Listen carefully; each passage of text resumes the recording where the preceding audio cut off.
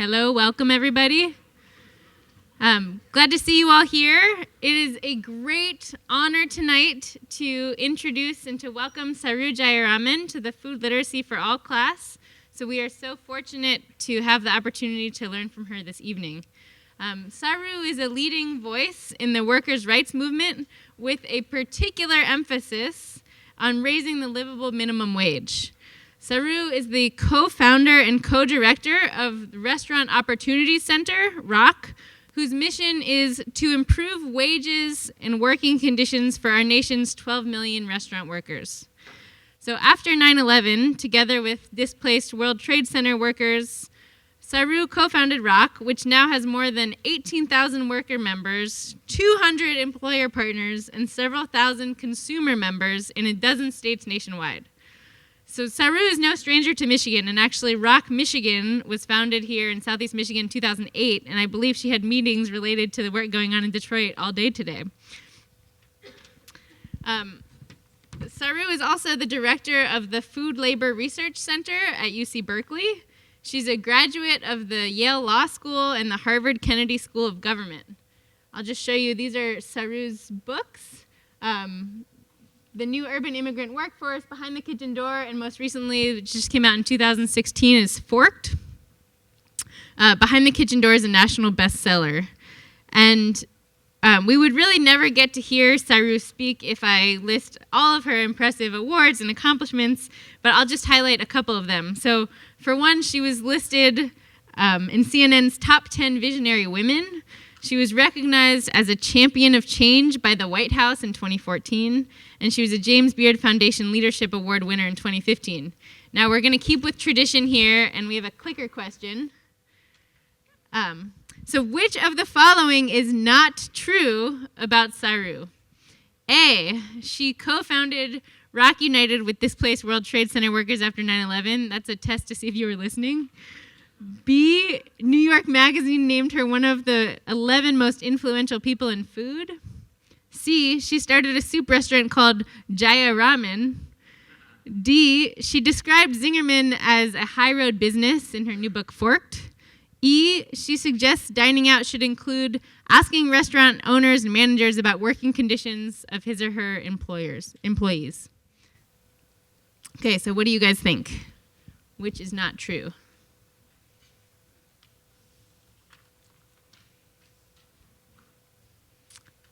Okay, 5, 4, 3, 2, 1.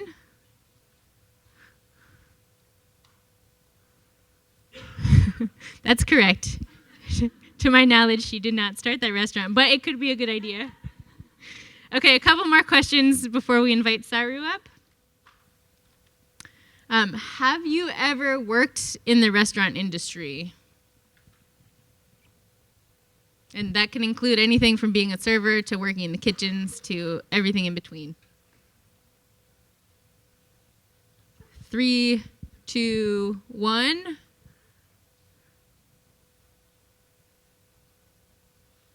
Wow.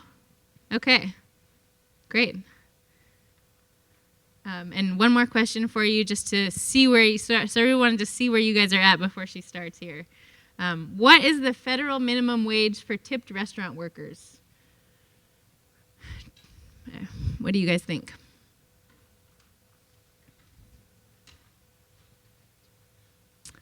Okay, 3, 2, 1.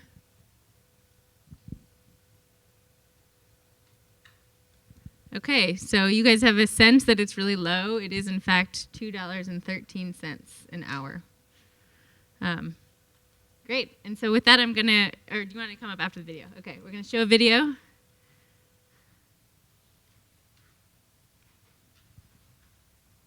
Awesome. Thank you. Do you eat ethically?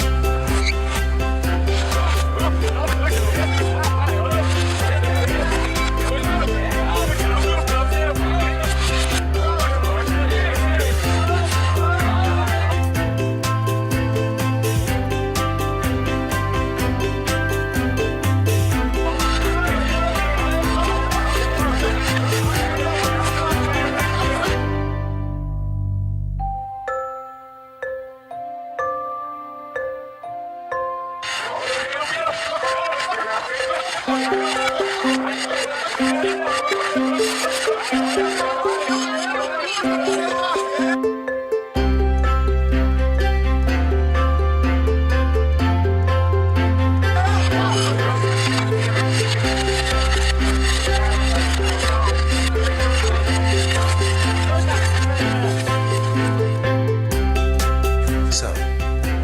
do you eat ethically?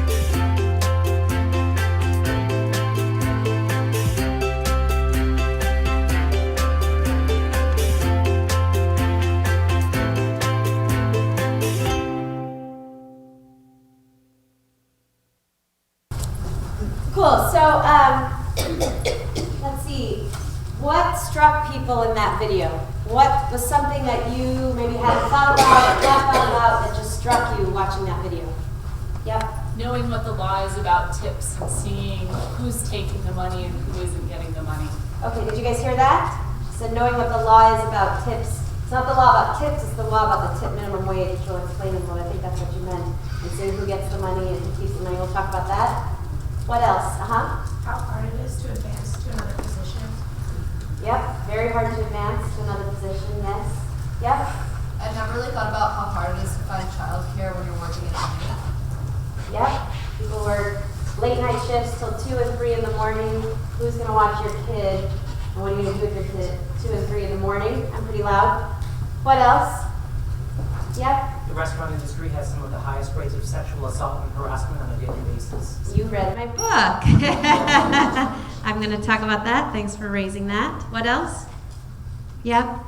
Most of the people of color work in the back of the house. Yeah, I'm so glad you brought that up because every time I usually ask what struck you, nobody ever raises that because it's so normalized for most of us, even us people of color, that to walk into especially a nicer restaurant, and literally we've tracked it now statistically, not just anecdotally, but through data, the skin color literally gets darker the farther back into the restaurant you go. In some cities like Miami, we've actually tracked the skin color gradation and found that it literally gets darker the farther back into the restaurant you go. But it's so normalized for most of us that we don't even see the fact that in this video, which is very purposeful, the server is white, the busser is Arab, the runner is Arab, the busser is Latino, the cooks are black, and the dishwasher is black immigrant. And that is literally how it is in a lot of urban areas in the United States. So we're going to get into a lot of this. I do want to say this video was made by a restaurant worker who was a leader in our organization and obviously has amazing skills and was so talented. This ended up getting like 300,000 views on YouTube. He got 2 film festival awards for it. He ended up becoming a professional filmmaker rather than leaving the restaurant industry. So it was definitely amazing what he did. And it was filmed in our restaurant. We own 2 going on 5 restaurants, one here in Detroit called Colors. This one's our restaurant in New York. We have 3 more opening up in Oakland, New Orleans, and Washington, D.C. This is not how we treat our workers. We actually scripted the whole thing based on stories in my second book, Behind the Kitchen Door, and trained our restaurant worker members to be actors in the video. So just to share what really happens. But I have to admit, I myself, who wrote the book and started the organization, I knew nothing about any of these issues, I would say 15 and a half years ago. 15 and a half years ago, I had just graduated from law school. I was living in New York. I was working out in Long Island and coming back to Brooklyn every day. And as a New Yorker, I was a card-carrying foodie. I ate out sometimes 3 times a day, almost every day of the week. I tried everything New York City had to offer, all the amazing, rare, and wonderful food. And I have to admit, for all of those years leading up to 15 years ago, I ate out so much all the time and very, very rarely, if ever, probably never, thought about the people touching, serving, preparing, or cooking my food. And I would say that's true for most Americans. We Americans eat out more than anybody else on earth. Statistically, we are the nation that continues to eat out all the time, in ever-increasing numbers. In fact, over the last several economic recessions and depressions, we just keep eating out in ever-increasing numbers. I like to say, maybe because we're depressed, we eat out in ever-increasing numbers and drink even more, the numbers show. And yet, despite all of that, and the fact that we spend a lot of our culture and our lives as Americans in restaurants, most of us can recall very important, poignant moments of our lives. I'm sure if you thought about for a second, you could think of very special moments of your lives that occurred in restaurants. I was proposed to in a restaurant. I'm sure you can recall a birthday or an anniversary. Despite that, most of us can recall a lot about that moment, who we were with, maybe what we were eating, the ambiance. Very few of us can remember anything about the invisible hands that brought the food to the table, and I would argue that that is very purposeful. So that was me 15 and a half years ago, pretty oblivious, and then 9/11 happened, and it changed my life, and it changed the lives of millions of people all over the world. But in my case, it changed my life and my dining experience, because on 9/11, as you heard, there was a restaurant at the top of the World Trade Center, Tower 1. I'm guessing most of you were too young to remember this, but if you were not too young, you might have seen images of people jumping from the 107th floor with tablecloths or napkins. Those were the 73 workers who died at Windows on the World, which was on the 107th and 108th floor. The plane was actually hit below them because they were so high up, and so the heat rose so rapidly they were either evaporated or jumped to their deaths and thought that a tablecloth might be able to save them. So after the tragedy, we found 73 workers who had passed and 250 workers who had lost their jobs in that one restaurant. About 13,000 restaurant workers lost their jobs in the months and weeks following in New York City because nobody was eating out, no tourists were coming to New York. And so we started the organization I did together with the surviving workers from Windows on the World. In particular, the guy who was Abdul in the video, his real name is Fekak Mamdou. He's an immigrant from Morocco. He was a head waiter and shop steward in Windows on the World. He and I started the organization together, and we called it ROC, the Restaurant Opportunity Center. And what started as a little relief center post 9/11 has grown into a national organization. Actually, we have updated numbers. Our numbers have just exponentially grown since the election. Actually, we now are at 25,000 worker members, about 600 restaurant owner members, and 11,000 consumer members in a dozen states around the country. And the reason we've grown so fast over the last 15 years really is the explosion in this industry. We've had to follow the demand. You know, we've done a lot of different things. We've opened our own restaurants. In these restaurants, we've trained thousands of workers to move up the ladder into livable wage jobs. We've published about 50 reports and 3 books on the industry. We've moved local, state, and federal policy around raising wages and getting benefits for workers. We've mobilized good employers like Zingerman's to come together and fight for better wages and working conditions in this industry. We've done a lot of different things. We've actually organized campaigns against very high-profile restaurant companies that were stealing from their workers. We've done big picket lines. Alicia Alvarez here, who's an attorney, remembers when we had a big campaign against Andiamos here in Michigan. Many picket lines for a very long time until we actually won a wonderful victory against wage theft in that restaurant. So we've done a lot of things over our 15-year history, and the reason we've had to grow so fast and do so much is the explosion in this industry. I mean, I know this is a class about food systems, and I at Berkeley actually teach and write and do research on all workers throughout the food system. So taking a step back from the restaurant industry, first you should know there are 20 million workers in the food system in the United States. 1 in 5 private sector workers in the United States works in food. 1 in 6 all workers, private and public, works in food in the United States. And yet, the food system as a whole, and the restaurant industry in particular, is the absolute lowest paying employer in the United States.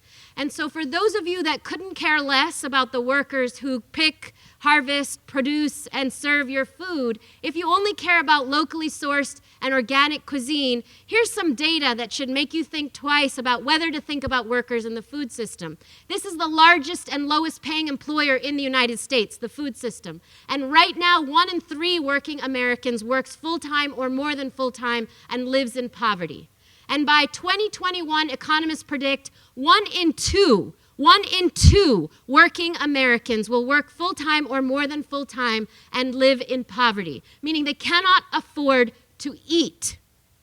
And so that growth from 1 in 3 to 1 in 2 is due almost entirely to the growth in the food system and the restaurant industry in particular.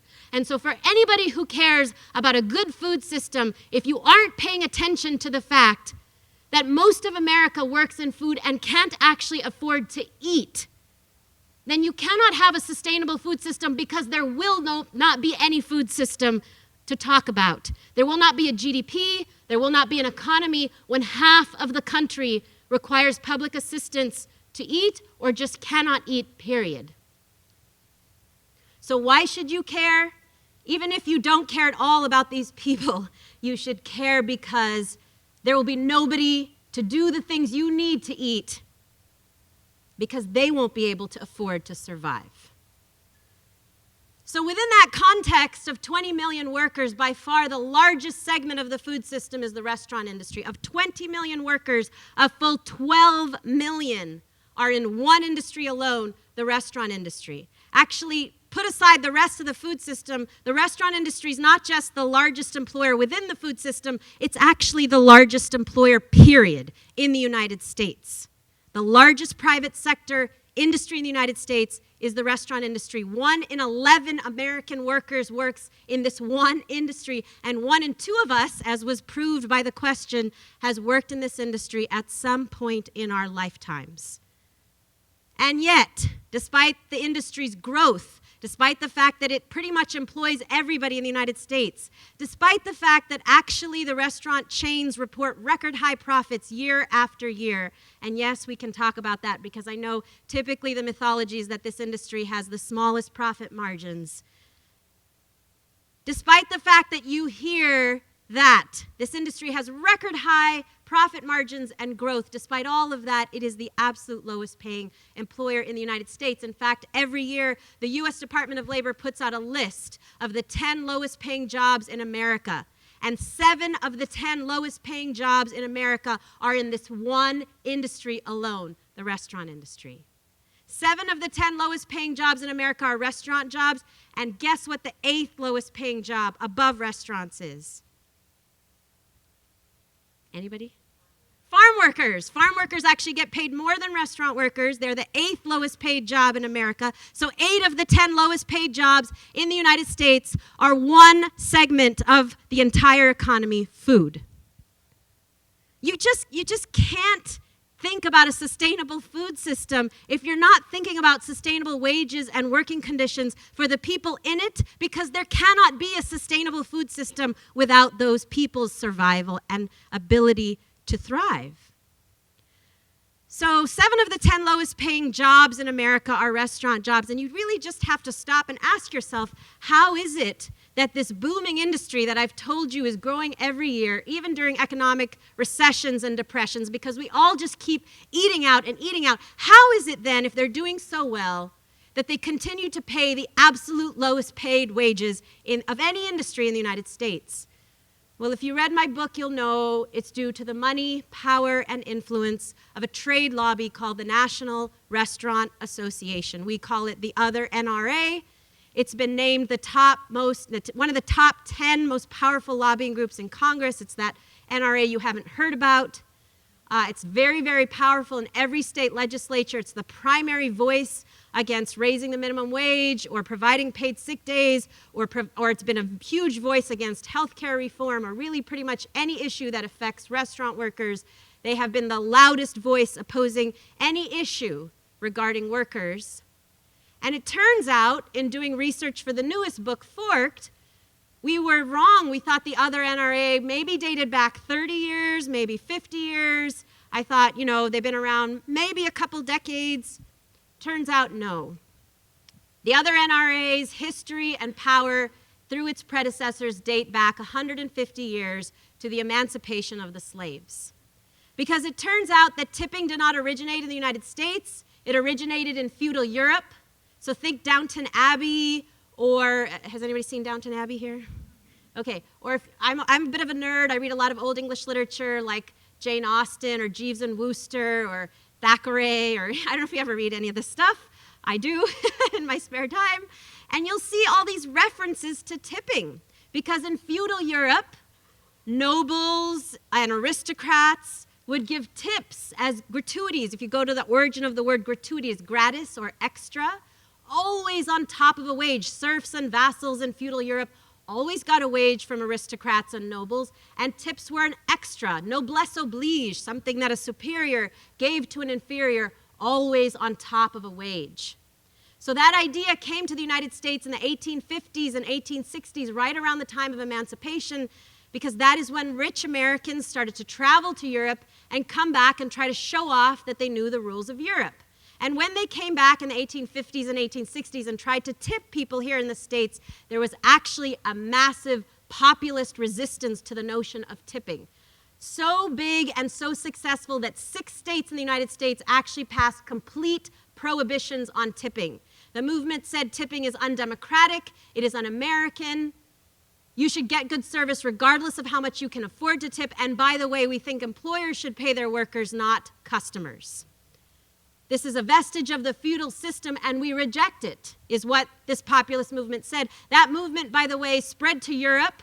The labor movement picked it up in Europe and succeeded for many, many decades in getting rid of tipping in Europe until Americans once again tried to go back and impose tipping on Europe. But actually, for the period that we rejected tipping in the United States, this was the time when de Tocqueville, y'all read about de Tocqueville, I hope, came to United States and studied American democracy, and he actually wrote about tipping. And he said, America is great because they don't tip. It is a democratic society in which they have rejected this vestige of the feudal system, he said. And so how did things change? Things changed because after the turn of the 19th century, 2 industries demanded the right to hire newly freed slaves. Remember, slaves were freed in the 1860s, but of course, there was chattel labor and a bunch of other things that happened post-slavery that pretty much kept people in bonded servitude for a while. So around the turn of the century, the restaurant industry and the Pullman Train Company both demanded the right to hire newly freed slaves and not pay them anything at all and let them live on customer tips. Now, in the case of the Pullman car porters, if you know anything about racial justice history or labor history, you may know of a man named A. Philip Randolph, who formed the Brotherhood of Sleeping Car Porters, the first black union in the United States, won the right to an actual wage for porters on luxury trains, these luxury Pullman trains going across the country. So they did not have to rely on tips, but the restaurant workers were not so lucky. And that idea that tipped restaurant workers could get a $0 wage because after all they were black and valueless and had never been paid anything before was actually codified into the very first minimum wage law that passed in 1938 as part of the New Deal under FDR, which said if you are a tipped restaurant worker, you get $0 as long as tips bring you up to the full minimum wage.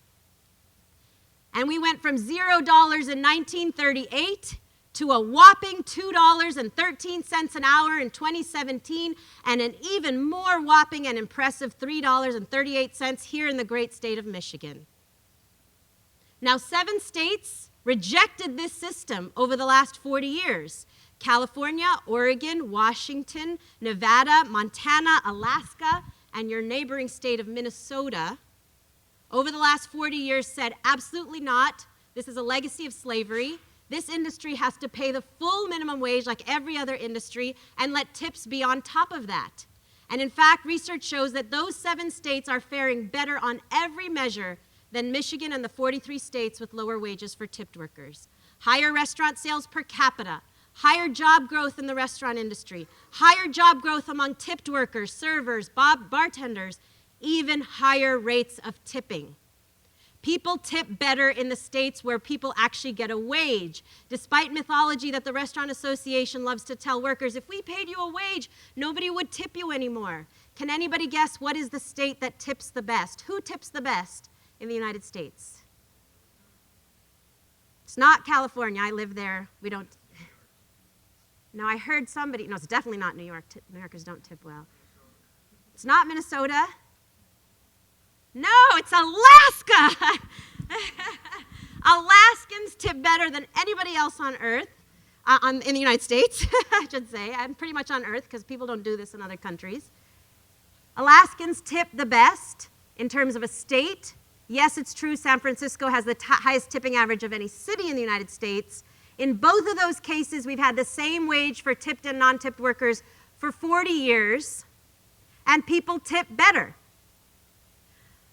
So how is it that the Restaurant Association got away from 1938 until now in 43 states and at the federal level, essentially saying we should be the only industry on earth, because we're the only nation that does this, that should get away with not paying our own workers' wages? No, you, the customers, should pay our workers' wages for us. How have they gotten away with that? They've gotten away with it by, over the last 80 years, describing the average tipped worker as a white guy who's working at a fancy fine dining steakhouse here in Ann Arbor. They love to use the numbers $100,000 a year or $50 an hour. They say he's doing really well. He's rolling in tips. Besides, he's a young guy who's probably going to move on to something better, which I always find incredible for any employer to say everything else out there is better than us. He's moving on to something better, so we don't need to pay him an actual wage. He's doing great. When in fact, 70% of tipped workers in America are women.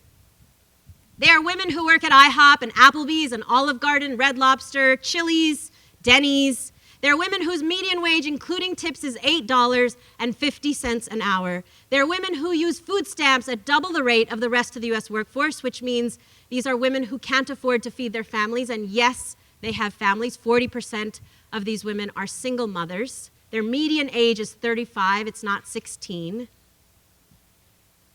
But worst of all, these are the women, as somebody pointed out, who suffer from 5 times the rate of sexual harassment of every other industry in the United States. Because as I'm sure there's at least 1, maybe 2, maybe 5, 10, or 50 people in this audience who have worked in this industry and can attest, when you work for a wage of $2 or $3 an hour, you get a pay stub that says this is not a paycheck. It says 0 because your wage is so low it goes entirely to taxes. You're living completely on your tips. And when you are a woman who must live on her tips and feed your son or your daughter on those tips, you have to tolerate whatever a customer might do to you, however they touch you or treat you or talk to you, because the customer's always right, because the customer pays your bills, not your employer. So we actually, you all are students and I'm a professor, and so let's talk a little bit about research. We had actually done a lot of research on this issue for many, many years prior to 2013, which was a pivotal year for us. Prior to 2013, we had actually surveyed close to 10,000 workers, 10,000 restaurant workers across America, asked them, did you experience sexual harassment? 1 in 5 said yes, 20%. So we thought, we know this is generally a problem, but it doesn't seem to be that big of a problem. So we didn't actually think about it that much. Then in 2013, I wrote that book. I came out with that book, Behind the Kitchen Door. I went on a book tour. I gave at least 1,000 talks, literally. And in every single book talk, somebody came up to me, a woman, and said, thank you for saying what you're saying. I remembered that I am now a lawyer, a doctor, an organizer, a teacher. I've experienced sexual harassment recently in my current job, but I didn't do anything about it because it was never as bad as it was when I was a young woman working in restaurants. I remember a couple of years ago speaking at Netroots Nation, a big conference that happened here in Detroit. It was actually the year they were doing Run, Warren, Run, and Bernie came, and it was a big conference, and a woman raised her hand after I spoke, and she said, I didn't remember it until right now, but I now remember as a young woman, my manager took me into the walk-in closet, held me at knife point, raped me, and forced me to finish my shift. And I heard story after story after story, and I said, we did something wrong with our research. Something is wrong if only 20% of the people said they experienced sexual harassment. So we actually worked with an expert on sexual harassment and changed the survey questions to ask ultimately a series of questions that led to, have you experienced sexual behavior in the restaurant that is scary or unwanted? And asking that question, 90% of both men and women said yes. And women in states like Michigan said they were twice as likely to experience sexual harassment as women in states like Minnesota, where they get a full wage and they don't actually have to put up with a lot of crap in order to feed their families and tips. And 3 times as likely in the state of Michigan and states like Michigan with a lower wage for tipped workers to be encouraged by their managers to dress more sexy, show more cleavage, and wear tighter clothing in order to make more money in tips. And so what did that research tell us? We were wrong in how we asked the question, but also it told us that most people in this industry don't actually recognize what they are experiencing as sexual harassment. It is so normalized, it is so part of the job and what you are supposed to do as a hospitality worker that people do not recognize it as something illegal. And in fact, it sets the standard for the rest of your life, so that when you actually experience something later in life, you say, well, this is not so bad because it's not as bad as it was when I was a young woman working in restaurants. So much so that when the video came out where Trump proudly bragged that he had grabbed numerous women in various parts of their body, and he was allowed to do that, we had any number of servers write to us from across America and say, I don't understand what the big deal is. That happens to me every single day. A regular walks into the restaurant, grabs me in a various part of my body. I'm not only told to put up with it, but my manager says the more grabbable you are, the more money you'll make in tips, therefore more valuable of a worker you are, therefore the better person and worker that you are. What does that mean? That means to a young woman for whom this is the first job in high school, college, and graduate school, and for most of us, this is the first job that our daughters and our young women will have in high school, college, or graduate school. Many, 6 million, will stay on in this industry for the rest of their lives. And this is how they are exposed to the world of work, and this is how they are taught what is acceptable, moral, legal, ethical in the workplace. This is how they are taught what is actually sexual harassment and not. So much so that after we put out this data, a professor from UNLV, the University of Nevada, Las Vegas, wrote an editorial in the New York Times where she said, the title was, Can You Be a Waitress and a Feminist? She was a feminist academic. She taught feminist theory at UNLV. She said, I work as a waitress in my spare time because UNLV doesn't pay me enough, which is another story in and of itself.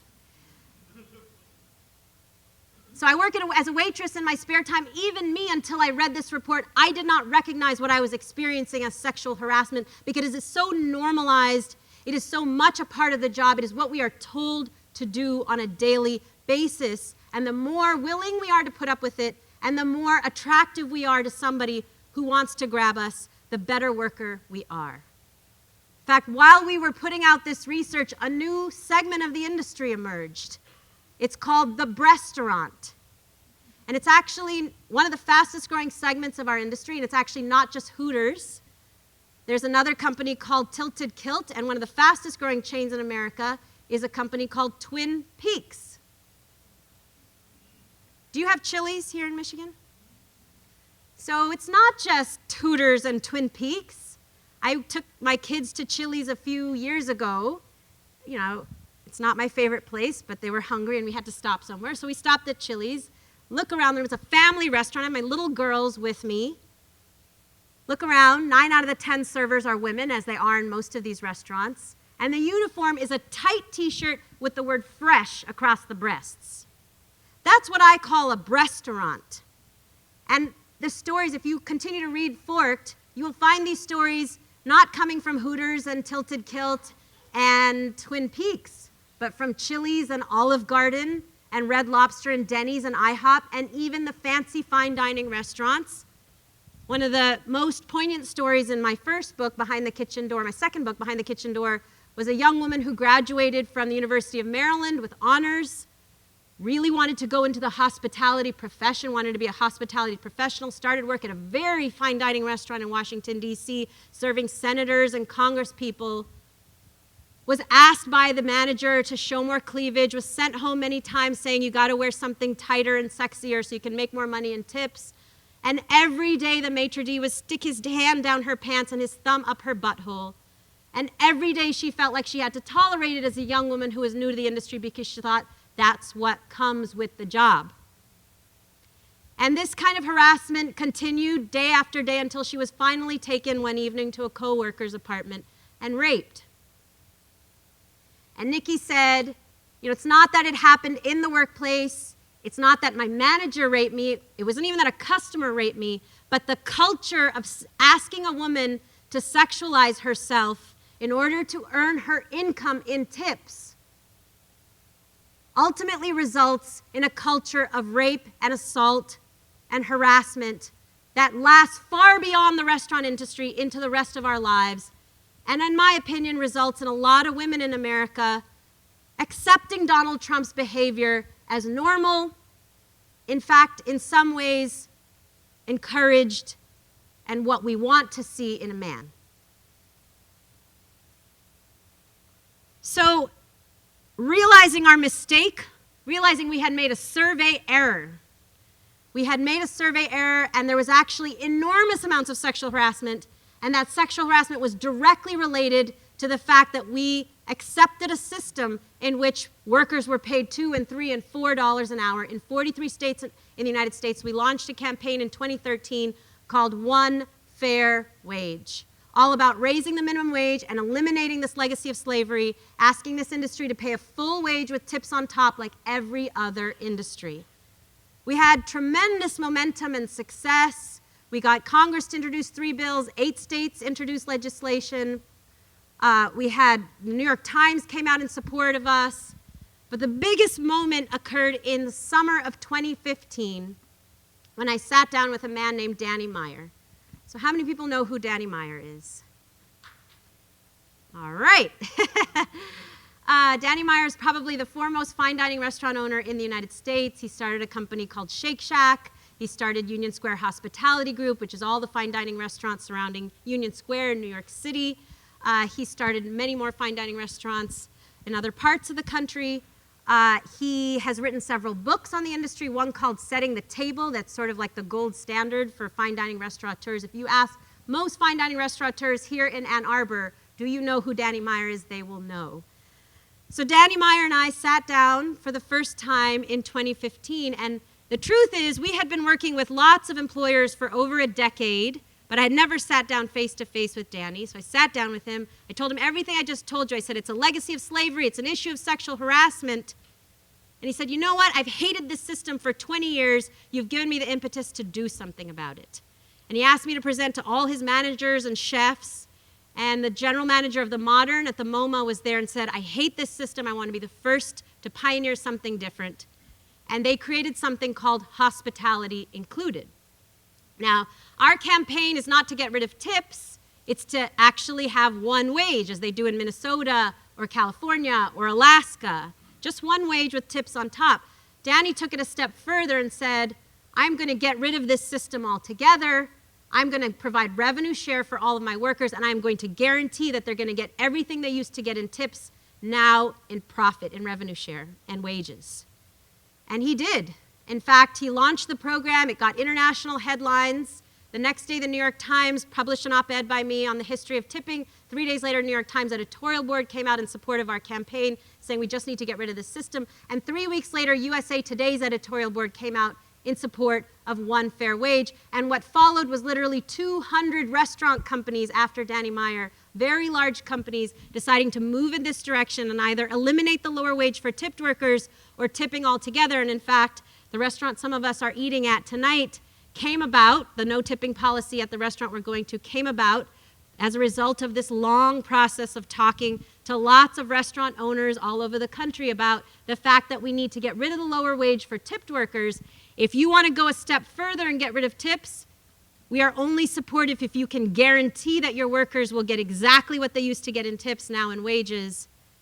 But for most people, that's not what they did. They just got rid of the lower wage for tipped workers. So huge momentum in the industry, and all of this culminated on November 2016 with Maine, our biggest victory to date.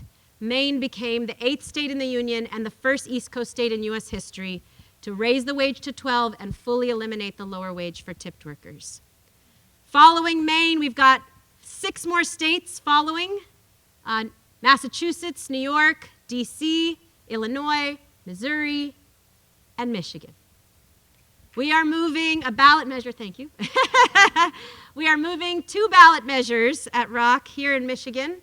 They will be on the November 2018 ballot. They will raise the minimum wage and eliminate the lower wage for tipped workers, and they will provide paid sick days to workers so that that sick restaurant worker that you saw in that video, who actually represents the vast majority of restaurant workers in America, 90% of restaurant workers in Michigan don't have a single earned sick day, which means 2/3 report cooking, preparing, and serving our food with everything from H1N1. I had a worker testify that She had typhoid fever for 3 weeks while serving in a fine dining restaurant. And I could go on, but you're about to go eat dinner, or you'll have breakfast tomorrow morning, so I don't need to tell you. But these two issues will be on the November 2018 ballot in Michigan. We are launching a huge statewide campaign to actually use these ballot measures to engage people in a statewide platform building process in which we're going to ask lots of Michiganders to come out to town hall meetings and talk about what do we really want in the state of Michigan. We want water. We want to raise the minimum wage. We want paid sick days. We want a lot of things. Let's be heard on these issues. Make the gubernatorial candidates who are going to be on the November 2018 ballot listen to us. And so there's going to be a huge process moving here, and we need your help. For those of you that are interested, we're bringing students from all over the country to Michigan this summer for a Michigan summer to help us collect 350,000 signatures to get this on the ballot. So if you live in Michigan over the summer, we would love to have you be involved and help lead students coming from all over the country here to help us move this. This is big. This is one of the only proactive things that we see happening. There's lots of resistance, and if we have time during questions, ask me about sanctuary restaurants that we've launched since the election, or the general strike that's happening on May 1st, or the women's strike we led last week in Washington, D.C. Ask me about any of that in Q&A. So there's lots of resistance activities that we are leading, and to me, this is the most important thing we can do, is to continue to proactively demand what we need as people, because fundamentally, regardless of who's in office, the question has to be this: who gets to determine how our daughters are treated in the workplace? Who gets to say whether we continue a legacy of slavery and allow millions of workers in the United States and 500,000 workers here in the state of Michigan to live on tips? Who gets to determine if we actually have a food system or a country that can survive past 2021, when half of the nation won't be able to afford to eat? Who gets to decide these things? Is it a trade lobby or multiple trade lobbies that have tremendous power in government, or is it we the people? Do we determine these things? And if we determine these things, then we have to ask ourselves, if 150 years ago there were two industries that said we shouldn't have to pay our own workers' wages, if we pay our workers' wages, we will not survive. They were called cotton and tobacco. If 150 years later another industry is saying the same thing, we shouldn't have to pay our own workers' wages. If we have to pay our own workers' wages, we shall not survive. We will not survive. Why wouldn't we say what we said 150 years ago, which is that is not a sustainable business model? It is not humane. It is not okay. It is not acceptable. It is not part of a democratic system. And we, the people, determine it to be a totally unsustainable business model, and one that cannot jive what I think you guys are focused on in a class like this, which is ultimately having a sustainable food system that works for everybody, including the people that produce and serve the food. Thank you. Any water?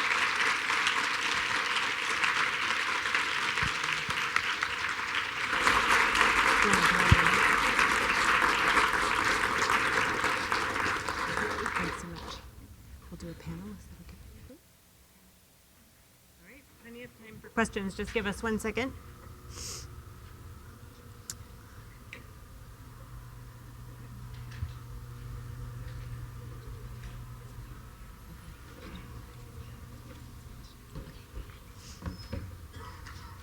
Mind sitting? Thank you. That's really excellent.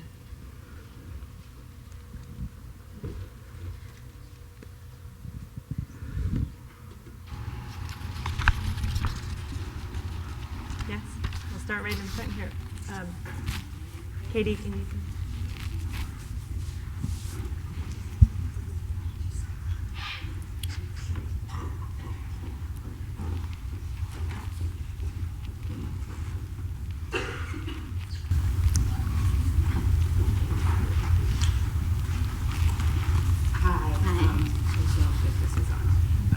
I want to thank you from the bottom of my heart for such a beautiful and just informative talk that you've given.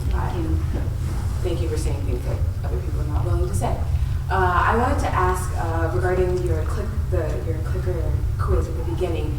You suggest that we ask managers and owners about their workers' conditions. I wonder why we should ask them rather than the workers themselves, because I just don't expect a straightforward answer from the managers and the owners. So I'm wondering if you were trying to sort of incite some sort of thought-provoking dialogue with them in that question, or like is the goal a straightforward answer? If so, is that the best route? Okay, thank you so much for asking the question, because I failed as an organizer to tell you in my talk what are the things you can do besides helping us this summer, which I'm hoping people can help us this summer and the whole fall, helping to actually collect signatures and do these town hall meetings and help us win. But there are some things you can do as a consumer. So we have an association called Diners United. You can go to the website dinersunited.org. As a diner, you can access a mobile platform. It's been an app. It's going through some upgrade now. It's a mobile web platform. That's our Diners Guide. And our Diners Guide rates restaurants on their wages, benefits, and working conditions. And the guide was not created to tell you where to eat and where not to eat, because if you only ate at the restaurants that treated workers well, you'd have a very short list here in Michigan. So the guide was actually created to help you ask employers, I love the food and I love coming here, but I don't see you on this app, or I notice that you're rated poorly on this app, or I see that you don't provide paid sick days. As a customer, I'd love to keep coming here, love to see you do better on these issues. Why is it important to say that to the employer rather than asking the worker? A, you're also not going to get a straight answer from the worker who will be terrified to tell you what they're actually experiencing and are not supposed to, right? And B, you could actually get the worker fired. So what we want you to do is have a dialogue with the manager or the employer, and again say, love the food, love the service, love coming here, love to see you fare really well in this app. That would make me really excited and would make me bring more people here on a regular basis. There are some award winners in Michigan. Zingerman's definitely one of them, Russell Street Deli in Detroit, and others are listed, both profiled in my books and listed in the guide. But we want you to actually ask these things. Why? Because what we noticed with the efforts around local and sustainable food is that 20 years ago, I remember restaurants in New York City and around the country who said, we'll never be able to afford locally sourced organic cuisine. And it was customers who asked, where are these organic strawberries? Is this free-range chicken? That actually motivated employers to, in theory, change their menus, right? And so consumers have two types of power. One is to do this, to ask and to push employers to change their practices. But the second and more important power we all have is to not think that we only have power through our dollar or our wallet. We actually, as citizens and residents even, have the power to change policy, which is why I'm asking you to get involved in the ballot measure. I'm going to follow up with two quick questions. So first, I think you should probably tell us about sanctuary restaurants. Okay. And then related to what you were just saying, I wonder, are there any campaigns thinking about sort of integrated or maybe multi-dimensional guides that would capture both ecological and equity issues within the food system? Yeah. So, do you have a class on immigration, or do you already? We haven't. Are you going to? Okay. So, let me give you a quick synopsis of immigration policy in the United States. I will try to say this quickly, but up until 1965, the United States had a very overtly racist immigration policy. Policies like the Chinese Exclusion Act or the Bracero program that were Operation Wetback, literally was the name of a congressional act and program, all about essentially bringing workers and sending them back almost immediately with no chance of bringing their family or having the rights to stay, only getting their labor. During the civil rights movement and the war in Vietnam, it became very hard for the United States to both claim that it was fighting for democracy in Vietnam and, you know, giving rights to people of color in the United States while maintaining on the books things like Operation Wetback. And so they extended the idea of civil rights to immigration policy through the first immigration bill that passed in 1965 that finally gave immigrants the right to bring family members, to stay and to apply for a long process of citizenship. But what should be known is that since 1965, immigration policy has become more and more and more draconian, so that it is harder and harder and harder to actually stay in the country legally, to work in the country in peace, to not have an employer be sanctioned for having an undocumented immigrant. And really fundamentally, those draconian bills that have passed since 1965 are actually not about immigration. And this is what must be known about Donald Trump as well.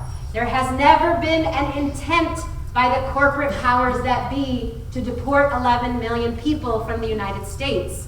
If there had been an intent to deport 11 million people, do you think the United States of America, with all of its incredible armed powers, could do that? Yes, they absolutely could.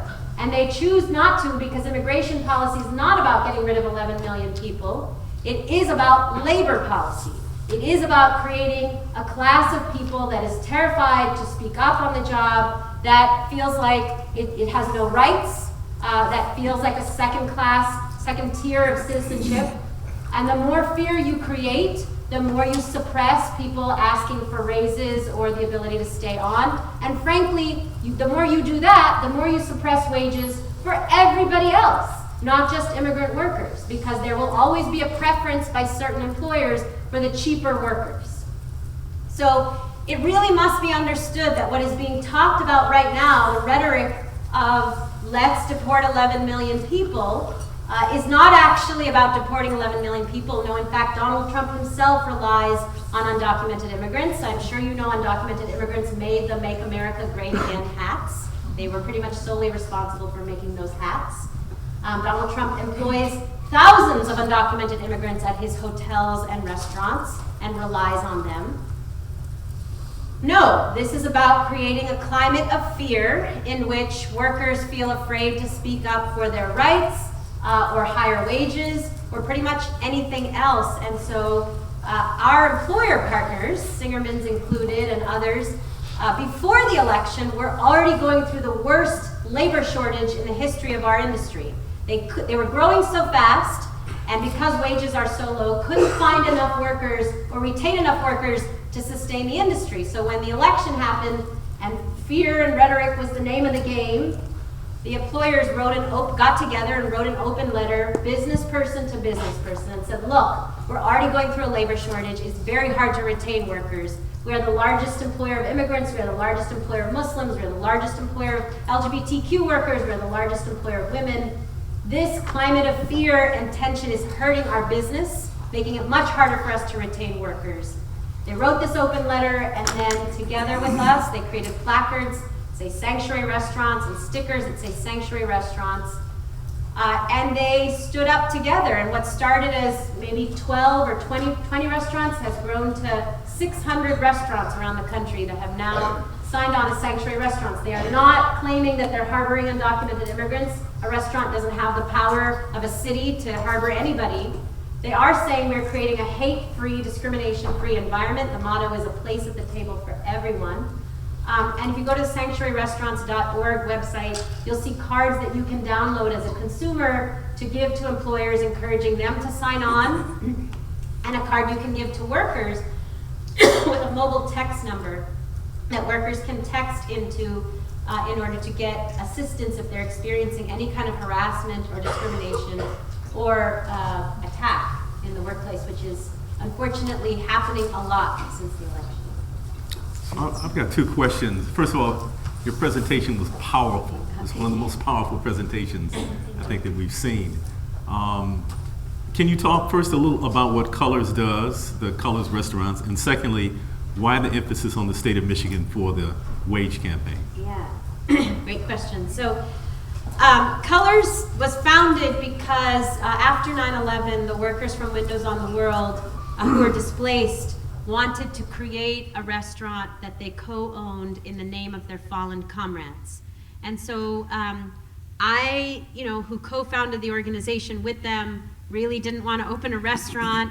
I'm an organizer. I wanted to fight for change in the industry. I didn't want to own a restaurant. But we ended up actually taking like 25 immigrant workers after 9/11 to Italy, which has the largest cooperative restaurant company in the world. And the Italians invited us to come see what they were doing, and we did. And they fell in love with what we were doing and invested the first half of what we needed to open the restaurant in New York after 9/11. And that was what got started as a worker-owned restaurant in New York, the restaurant you saw in this video. Well, over time we realized that this restaurant could be so much more, because so many workers, we didn't even talk at all about the racial equity issues in the industry. I mentioned it when we saw the video and you saw that racial segregation. What we have done in Detroit at one point was, and we've done it in New York, Chicago, Detroit, and New Orleans, what's called match pairs audit testing, where we sent 400 pairs of white and people of color applicants into fine dining restaurants to see who'll get hired as a server or bartender. Found that white applicants had twice the chance of a person of color, even when the person of color had a better resume than the white person. So we've done all that understanding of segregation and discrimination in our industry, understanding of skin color segregation, and knew that we needed to actually train lots of low-wage workers of color to become fine dining servers and bartenders. And so what started as just a worker-owned restaurant has become a school. In fact, now we call it Chow University. It's our university of training workers, now thousands of them in New York, Detroit, soon to be Oakland, New Orleans, Washington, D.C., and around the country to move up the ladder into livable wage jobs. We also have an incubation academy where we're helping workers start their own worker-owned cooperative food enterprises. We've spun off, I think at this point, 10 worker-owned food enterprises here in Detroit out of Colors, which please come visit. It's at 311 East Grand River Avenue in Detroit, right next to the Opera House. So that's been Colors. It started as just a worker-owned restaurant. It's become a training ground, not just to move up the ladder in terms of your job, but it's also where we train workers to get politically active and develop their leadership skills and develop their political consciousness. It's our organizing training school. On your second question, why Michigan? I mean, we've been here for a while, since 2008. I have deep affection for Michigan. There's so much promise here and potential. It is a place where so much can happen, and it's so diverse despite challenges in terms of race and gender. And so we, obviously started here with Colors and doing lots of other work, the research, the work with the employers. But the reason why we're focused so heavily in terms of Michigan, in terms of one fair wage, is that Michigan is a key state, as I'm sure you know the rest of the country is looking at post-election. It's a key state that we lost, that went to Donald Trump, in which we lost by 10,000 votes, and 75,000 people in Detroit voted and didn't vote for the top of the ticket. So in Detroit or in Michigan? In Detroit, I heard 75,000 people went to vote and didn't vote for a presidential candidate. So clearly there are real issues here. People not only feel disengaged with one party or another, they feel totally disgusted and disengaged with the entire political process, understandably. And I think there's a lot of desire from a lot of different parties to use our ballot measures as an instrument to re-engage people about the issues that really matter to them, because the number one thing that has to happen is people have to be heard.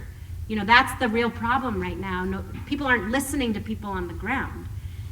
So as organizers, what we're trying to do is use the process of collecting signatures to invite people into town hall meetings and let them say what's really on their mind, what's really going on for them, particularly low-income people in the state who need all kinds of things, and let them determine the fate of the gubernatorial election by determining the things that we really need, like access to water, like raising wages, like food access, like paid sick leave, like health care, like the things that people really need.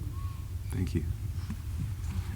Can you talk about the hours issue? Because that's a huge one around here, where people get hired for a 30-hour or a 40-hour position, but if the restaurant's not busy, they get sent home, and they don't get any hours. And then there's a huge competition set up by the restaurant chains about if you're the good girl, quote unquote, and that's pretty much what's said, because I work with a lot of low-income women. You get the hours, and your friend who maybe speaks up for herself doesn't get the hours, and then if you don't get the hours, your kids don't eat. Well, I don't need to say anything more. You pretty much covered the issue very well. It's definitely an issue of combination of lack of pay and not enough hours that results in tremendous poverty among women, and it also results in people having to work multiple jobs. So what I find so funny is for anybody that looks at this population and thinks that they are lazy or somehow don't work hard enough or somehow just couldn't get themselves their act together to get out of their situation, I really encourage you to meet the people I know here in Michigan who work 2 and 3 jobs. People who, have no ability to go to school or get themselves out of the situation because their schedule keeps changing. And so how do you attend class when your schedule keeps changing? People who have no ability to maintain childcare because they both can't afford it and because their schedule keeps changing. So it's an incredible problem, and some states have been exploring policy that would actually penalize employers who actually go below a certain threshold in terms of hours. And so, there's some states that are moving that kind of policy, but it's definitely an issue that kind of is compounded with the wage issue. We'll start with the yellow hat. Hello. I'm currently a fellow at Rock, Michigan. Oh. And yes, thanks to you, really. But I have a question. For any advice you can provide or from your experience in terms of mobilizing the electorate, making this a relevant issue for everyone, as it really is, if you really think about it, but in a time when there are so many pressing, prevalent issues that we're resisting. And it does seem like a ballot initiative will be our best bet for social change because our legislature in this state is so stark Republican, shuts their ears and eyes to the people. So any advice you can provide on terms of mobilizing people and really gallivanting this issue? Yeah. Well, first I have to say, my first reaction to your question is we actually haven't had too hard of a time mobilizing a lot of people because this is the largest employer. Most people have worked in this industry. Everybody knows it's the lowest paying. When you ask most people, Republican or Democratic, should these workers get an actual wage, people generally say, I thought they already were. They don't say, no, they shouldn't get a wage. They say, I thought they were already getting a wage. And when they find out that they weren't, and to the question that came up earlier about where do these tips go, I find people are outraged to find that, look, you as taxpayers and consumers are triply subsidizing these huge corporations, multi-billion-dollar corporations. You are paying for their workers' wages through your tips, right? You are paying, actually, every time you use a credit card to pay your tips, they deduct credit card processing fees from the workers' tips. Then you are paying for the workers' survival through public assistance, taxpayer-funded public assistance, to the tune of $16.5 billion annually that goes to Medicaid and food stamps and hospitalization for people who cannot afford it, not because they want to be on the system, but because they have no choice. So that's $250,000, $250,000 for the average Olive Garden per year that we pay as taxpayers to allow these workers to survive because these employers choose not to pay their workers at all. We're paying their workers' wages, we're paying for the credit card processing fees, and we're paying for the workers' survival through taxpayer-funded public assistance. Very, very expensive for us. That could be dramatically reduced if these employers just did what we expect Walmart. As Walmart's a terrible employer, but we expect them to pay the full minimum wage. We expect everybody else to pay the minimum wage, even McDonald's, except these restaurants that get away with paying $2 and $3 an hour, and somehow we roll over and say it's okay. So I think as consumers and as taxpayers, we have a tremendous interest in this, but I hope anybody here who is a woman, or anybody here who has a daughter or a sister or a mother, should be outraged that women are treated this way in this industry. I know for legislators, the number one thing that has moved legislators who previously were being bought out by the Restaurant Association is them clicking and saying, you know what, I heard you, I have daughters who work in the industry, and they've come home with these stories, and I never thought about it that way, and I'm sold. So those are some ways that we've helped to move people. So we end at 8. Maybe we'll take one more up front here, unless we can squeeze in 2. Sure. Do you want to ask questions, and I can answer? Sure. Why don't we take 2 questions? Okay. Hi. Thanks so much for your talk. I'm curious about your thoughts on the relationship between restaurant workers and agricultural workers, and whether organizing around those issues or policy around those issues should be coalitional or united in some way, or are they better, more strategically fought on separate fronts, or any other thoughts about the relationship between those things? Great. I saw a hand in the middle. Oh, and one over here. Nice of you to share your mind. We'll do rapid fire. Okay, go ahead. So another question. Well, thanks for the talk. It was great, and I thought it was especially interesting the way you connected a weak labor organization and the normalization of sexual harassment in the workplace, which goes to show the intersectional implications of weak labor in the United States. So I'm wondering whether your campaign works at all directly with labor unions, and also whether it works with other organizations like Fight for 15, or whether you see other intersectional potential in working with groups like Black Lives Matter, et cetera. Great, thanks. Yeah, thank you again for your talk. I kind of have a similar question in the sense that folks on like more conservative parties have been pretty effective at marketing certain issues. As like, let's say you're a gun rights person, you're also getting slammed with news about abortion and all these things. So they've been pretty good at coalescing issues into one particular frame. And I'm wondering how you all have thought about engaging the broader environmental movement too, and kind of like taking on that kind of strategic approach as well. Great. Quickly, actually I can answer all 3 of these pretty quickly. So in 2008, we went national as an organization. Rock New York went to Rock United. We started to spread around the country. And around that time, we started to really notice the uptick within the environmental movement of local and sustainable as an initiative. I teach social movement theory at UC Berkeley. I would not call what people call a food movement, I would not call it a social movement. I would call it a huge effort, lots of exciting things happening.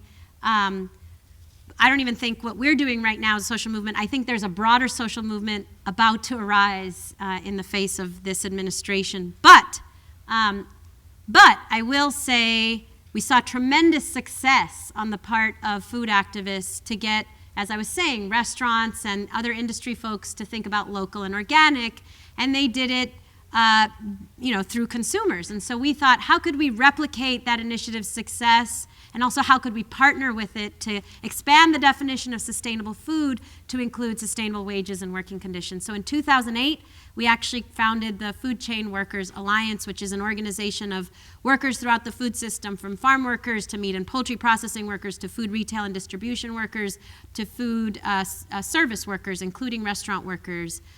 It includes lots of labor unions at different points of the food system.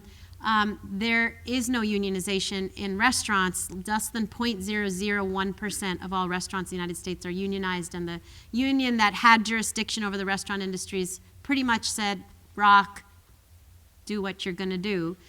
So in this day and age, labor law has become so difficult that there are all kinds of new worker formations, including ROC, that are doing lots of different things very creatively, organizing workers in different ways, organizing employers who agree with us, organizing consumers. So I think for us, what's important is collective action by workers, not necessarily are you a union or a worker organization or what are you. But that whole association is going on strike, part of a general strike that is happening May 1st that I hope people hear about, know about, participate in. Lots of people are not going to school, going to work all over the country, and the Food Chain Workers Alliance is participating in that. A lot of the environmental movement is participating in that. The women's movement and the Women's March folks are a big part of that. Immigrant rights world is a big part of that. A lot of people are going to be on strike on May 1st. And to me, that is power building towards what I think will be an amazing moment of social movement activity, one that we haven't seen in a very long time, and I hope you all become a part of it. Thanks. Thank you so much.